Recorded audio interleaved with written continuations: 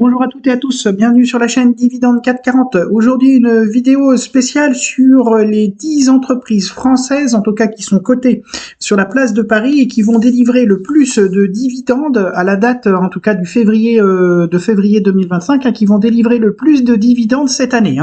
Alors évidemment, ce top 10 a été réalisé par le site Morningstar, qui fait référence dans les données financières en tout cas, et dans les comparaisons ici des marchés financiers. Alors la première entreprise qui, par contre, celle-ci n'est pas une entreprise française, mais qui est cotée sur Euronext, qui va donner a priori le plus de dividendes, c'est l'entreprise SES. SES qui est une entreprise luxembourgeoise qui est spécialisée dans les satellites, dans les diffusions d'informations par satellite, et qui, et oui, à l'heure actuelle, si le cours n'augmente pas et si évidemment l'entreprise maintient ses dividendes, on est sur 22% ici de rendement sur une année. Alors SES, c'est une entreprise un peu particulière. Je suis personnellement pas positionné sur cette entreprise. Alors je connais un petit peu, mais je l'ai pas en portefeuille. C'est une entreprise un petit peu particulière, qui peut connaître des hausses très spectaculaires, qui peut gagner 15, 20, 30% en un mois, mais qui à l'inverse peut perdre 50% très rapidement. Alors faites attention, si vous êtes placé, en tout cas si vous voulez vous placer sur cette entreprise, sur SES, faites attention. C'est une entreprise qui donne beaucoup de rendement, mais qui peut avoir des fluctuations comme ça de cours très impressionnantes, et qui peut donner des surfroides aux petits porteurs. Mais en tout cas, pour l'instant, c'est l'entreprise qui, si évidemment, c'est toujours des si, si le cours reste à ce niveau-là et si l'entreprise maintient ses dividendes au niveau de 2024, elle va donner 22% de rendement, ce qui est absolument colossal. On a à peu près le même niveau ici de rendement. C'est l'entreprise ICAD. ICAD que je connais mieux. ICAD, c'est des constructeurs. C'est des constructeurs et des gestionnaires de maisons, que ce soit d'appartements ou des maisons individuelles. Tout simplement, c'est des promoteurs immobiliers. Là, par contre, ICAD, je connais un petit peu. Pourquoi ? Parce que j'ai en portefeuille depuis quelques temps. Alors, j'ai subi aussi un petit peu la baisse des marchés de la construction depuis 2 ans en France.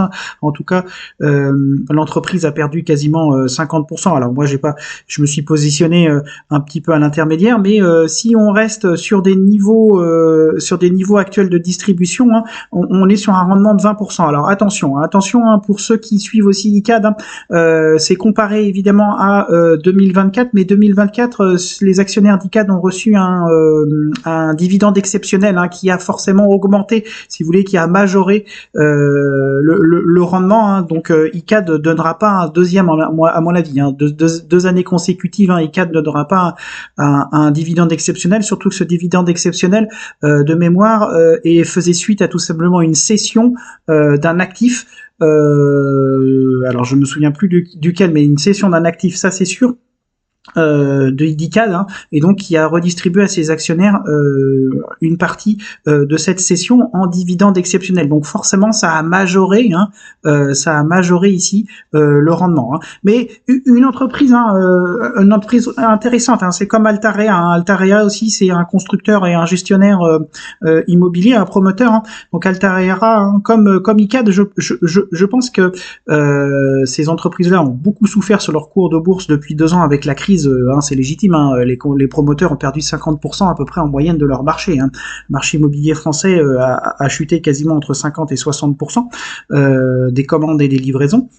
Donc c'est logique que les cours de bourse et forcément leur rentabilité a baissé, mais je pense qu'il y a quelque chose à faire, à se positionner, parce que le marché immobilier à un moment donné va se retourner, ou en tout cas va se réinventer, et il y aura forcément des positions à prendre sur ces entreprises. Moi j'ai fait ce choix en me plaçant sur ICAD il y a à peu près un an et demi, en espérant qu'on revienne à des valorisations en tout cas qui reflètent la vraie valeur des entreprises. Clairement ICAD, je pense, est est sous-évalué de 10 à 15, 20, 30% en tout cas par rapport à sa cote actuelle, en tout cas de février 2025.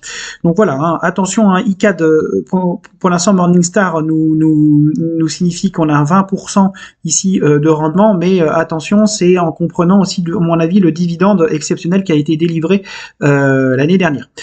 Autre entreprise et autre belle entreprise, c'est Métropole Télévision, hein, pour ceux qui connaissent son activité, hein, c'est tout simplement M6. Hein.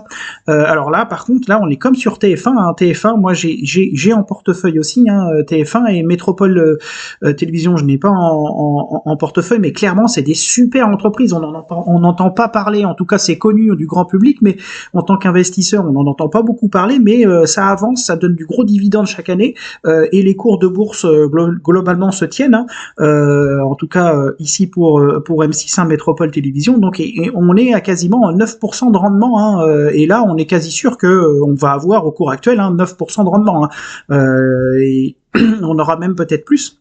Parce que j'ai vu que Métropole Télévision avait un petit peu majoré aussi son dividende. Donc pareil, hein, moi je pense que Métropole Télévision, ça fait partie, tout comme TF1, des lignes sécurité, hein, que j'appelle sécurité ou de défense, hein, sur un PEA ou sur un compte titre qui nous permet d'avoir du dividende quasi assuré d'année en année et d'avoir du flux de trésorerie. Hein. Donc très belle entreprise. Mercialis, hein, c'est pareil, hein, c'est du commerce de détail, hein, c'est surtout de la gestion de centres commerciaux.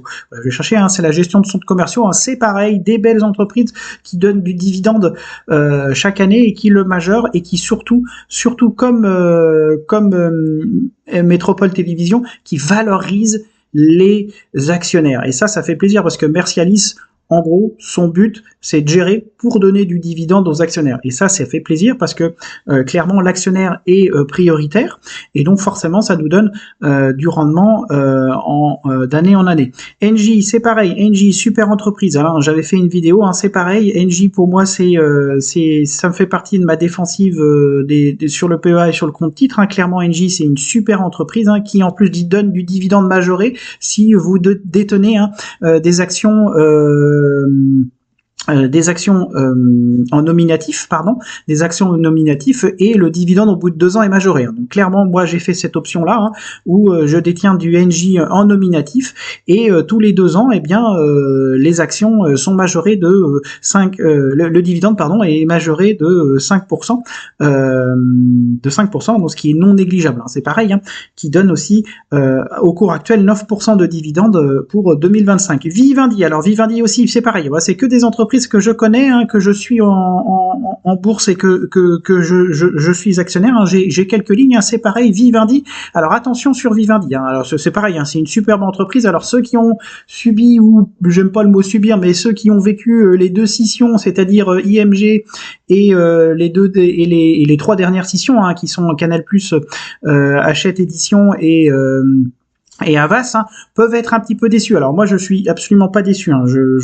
J'ai suivi le dossier hein, et je suis pas du tout un actionnaire déçu, un petit actionnaire déçu. Alors beaucoup sont déçus parce que oui, clairement Vivendi est à 3 €. On est parti à 12 avant la session de IMG.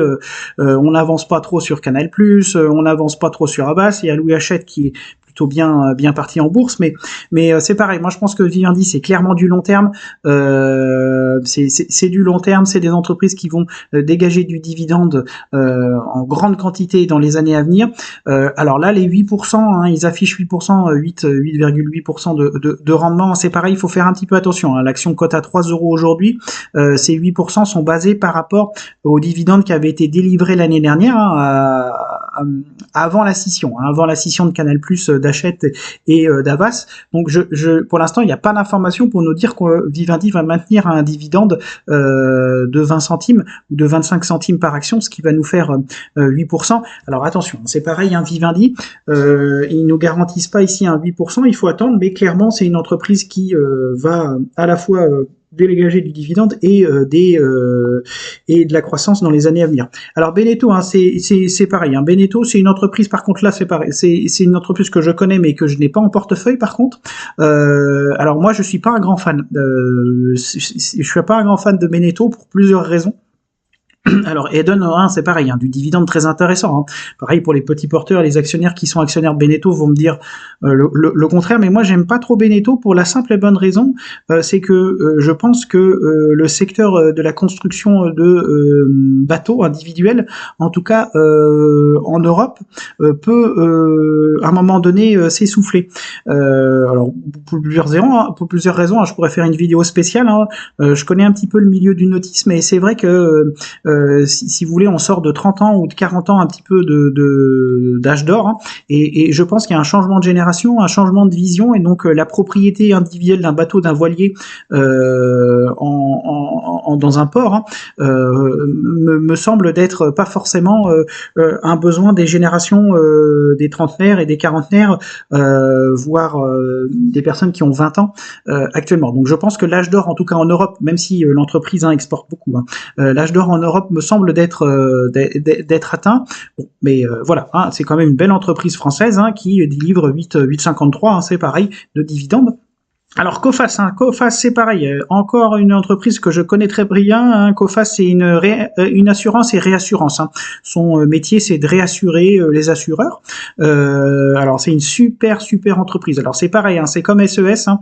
Si vous voulez, si vous la suivez ou si vous voulez investir, hein, il faut garder le sang-froid hein, parce que celle-ci, hein, Coface, c'est pareil. On peut gagner 15% en une semaine, mais on peut perdre 25 en 3 jours avec différentes informations. Hein, il peut y avoir des profit warnings, des changement de taux de banque centrale ou des contrats qui se perdent, et là on peut morfler, hein, on peut suivre, on peut aller très rapidement vers le nord, hein, en tout cas perdre 20-25%, ce qui est arrivé des dizaines de fois hein, depuis qu'elle cote, hein, mais elle sait toujours rebondir hein, parce que les assureurs en font un petit peu leur machine à cash, hein, et Coface hein, ici hein, on a un rendement à 8%. Alors attention, hein, l'entreprise, enfin la cote a augmenté hein, depuis 3-4 mois, hein, qui a suivi un petit peu le 440. Hein.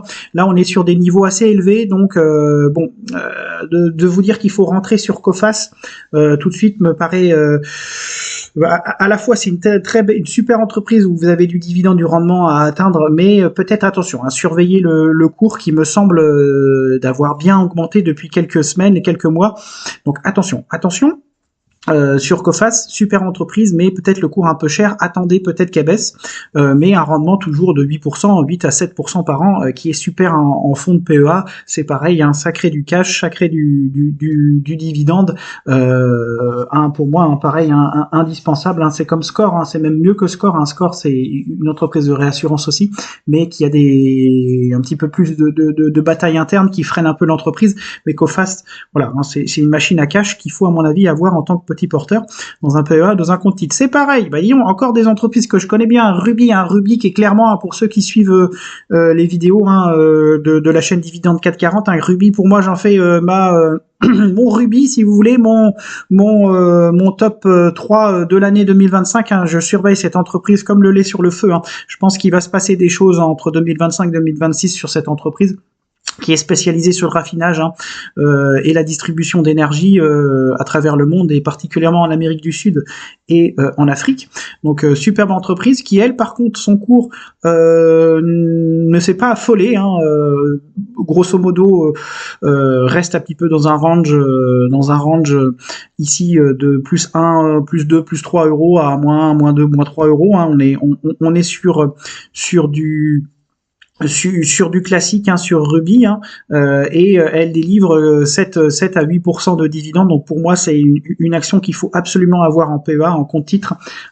Évidemment elle suit les cours de l'or noir, hein, elle suit les cours du pétrole, mais clairement il va se passer des choses, c'est de la dynamite. Alors bon, ça peut aussi aller à l'inverse, hein, ça peut toujours aussi, hein, c'est comme SES, on peut perdre 10 à 15-20% très rapidement, mais je pense que Ruby il faut se placer dessus. Hein. Maintenant là dans les mois qui viennent, il faut se placer pour différentes raisons, hein, pour l'aspect spéculatif, pour l'aspect rendement, et surtout c'est que clairement on sera dans un siècle où l'énergie va compter et il faut être maître de l'énergie, et donc forcément les entreprises qui en produisent et qui en distribuent seront celles qui vont créer de la richesse. Hein.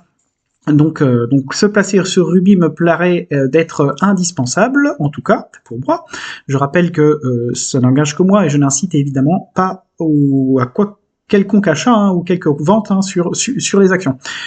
Ici, Altarea, c'est pareil, c'est une entreprise que je connais via une SCPI, hein, tout simplement. Altarea, c'est pareil que KiCad. Alors, KiCad, c'est un petit peu plus des gestionnaires et des promoteurs. Hein. Altarea, c'est des promoteurs purs, hein, des gestionnaires aussi d'ailleurs, des promoteurs immobiliers. Hein.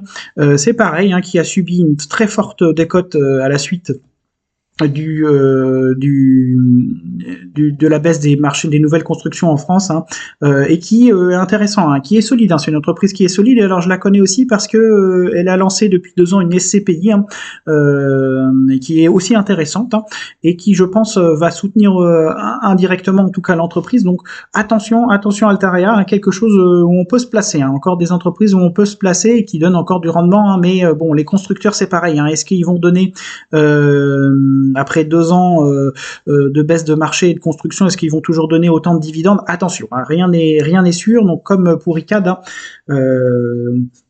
il faut avoir l'idée que ces dividendes peuvent baisser, mais qui feront augmenter le cours. Alors après, c'est toujours est-ce que on veut du rendement ou de la croissance. Hein. Donc voilà cette vidéo, hein, tout simplement, elle présente le top 10 des entreprises qui vont donner du dividende, du rendement en 2025. Hein.